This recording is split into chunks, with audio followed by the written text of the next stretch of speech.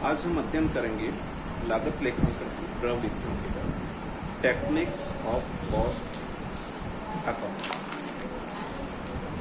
लागत लेखांकन की विभिन्न प्रविधियां उपयोग में लाई जाती है, जिनका अपना अपना महत्व होता है। प्रत्येक प्रविधि लागत नियंत्रण में सहयोग प्रदान करती है, प्रबंध के निर्णयों में सहयोग प्रदान करती है। चलिए हम एक एक चर्चा करते हैं। प्रमाप लागत लेखांकन। प्रमाप लागत लेखांकन के अंदर सर्वप्रथम हम उत्पादन की प्रमाप लागतें तय करते हैं। अमुक वस्तु की जो वस्तु है उसके उत्पादन में सामग्री कितना उपयोग आनी चाहिए, किस दर की सामग्री उपयोग आनी चाहिए, कितनी क्वांटिटी आनी चाहिए, वस्तु ए के उत्पादन में कितना श्रम लगना चाहिए, कितने घंटे श्रम लगना चाहिए, कुशल श्रम लगना चाहिए, अर्धकुशल श्रम लगना चाहिए, अकुशल श्रम लगना चाहिए, और उनकी प्रति घंटा दर क्या है यह तय करना चाहिए। किसी वस्तु के उत्पादन में स्थायी उपरिव्यय कितने आवंटित होंगे, अवशोषित होंगे, परिवर्तनशील उपरिव्यय कितने ऊपर लगेंगे, इन सभी लागतों को जोड़कर प्रमाप लागत तय की जाती है। जब वस्तु का उत्पादन हो जाता है, उनकी लागतों का लेखा कर लिया जाता है, तो उन लागतों का अलग अलग विश्लेषण किया जाता है।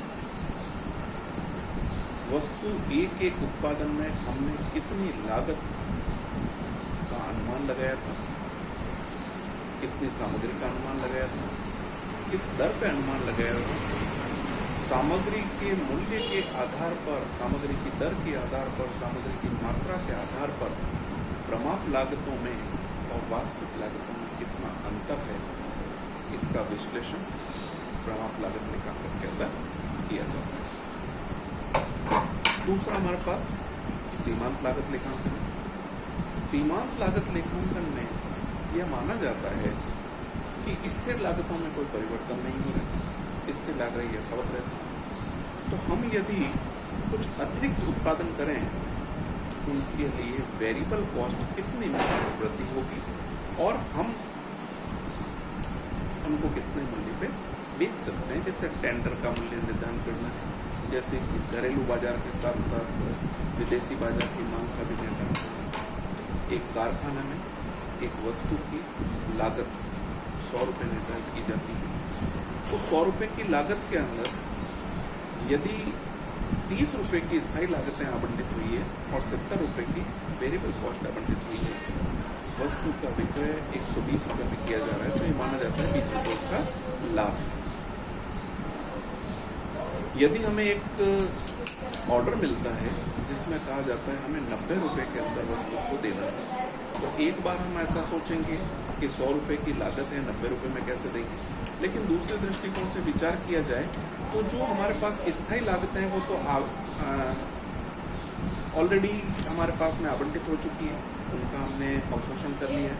परिवर्तनशील लागत 70 रुपये है, 90 रुपये में हमारे पास आदेश मिल रहा है, तो भी हमको 20 रुपये की कमाई है। इस प्रकार की जो गणना करते हैं वो सीमांत लागत लेखांकन में करते हैं। वर्तमान दशाओं में जब स्थायी लागतें हमने पूर्ण रूप से वसूल कर ली गई है, अतिरिक्त इकाइयों का हमारे पास आदेश मिला है, तो उसे हमें स्वीकार करना चाहिए अथवा नहीं करना चाहिए। इस प्रकार के प्रबंध के निर्णय हेतु सीमांत लागत लेखांकन अत्यंत महत्वपूर्ण व उपयोगी।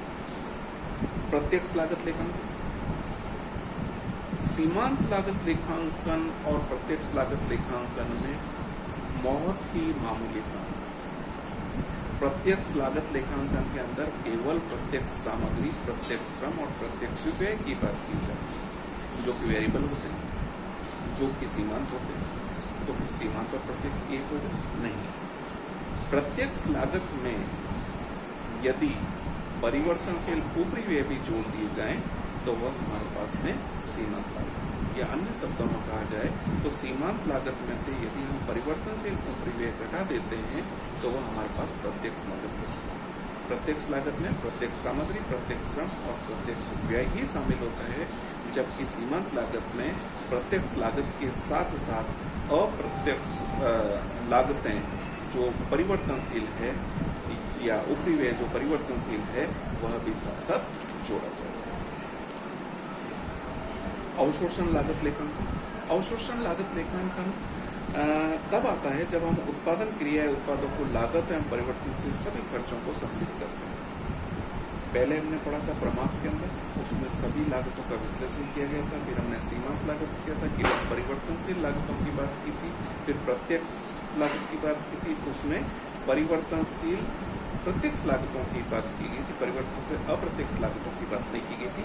और अवशोषण लागत में समस्त लागतें, स्थिर लागत और परिवर्तनशील लागत सभी सम्मिलित की जाती है और यह निर्धारण किया जाता है कि वस्तु की लागत कितनी होगी, कितना हम अवशोषण करते हैं। तो इसमें इसे हम संपूर्ण लागत लेखांकन या टोटल कॉस्टिंग भी कहते हैं। समरूप लागत लेखांकन, कुछ ऐसे उत्पादन होते हैं जहां पर हमको समरूप लागत लेखांकन का उपयोग करना पड़ता है। जैसे हम कहें एक होटल में रूम टाइप ABC होते हैं, हम उनको समरूप लागत मानकर समस्त लागतों को विभाजित करते हैं। जैसे हमारे पास टॉकीज है, पिक्चर हॉल है, वहाँ पर बॉक्स है, बालकनी है, ड्रेस सर्किल इत्यादि होते हैं, उनको हम समरूप मानकर आनुपातिक रूप से समस्त लागत निकाल देते हैं, उसके बाद हम बंटवारा कर लेते हैं। एक कारखाना है जहाँ पर टेबल और कुर्सी का उत्पादन होता है, हम समरूप लागत बना लेते हैं कि भैया 2 टेबल बराबर 3 कुर्सी, तो हम अनुपात निकाल के कुल लागतों को उसके आधार पर विभाजित कर सकते हैं।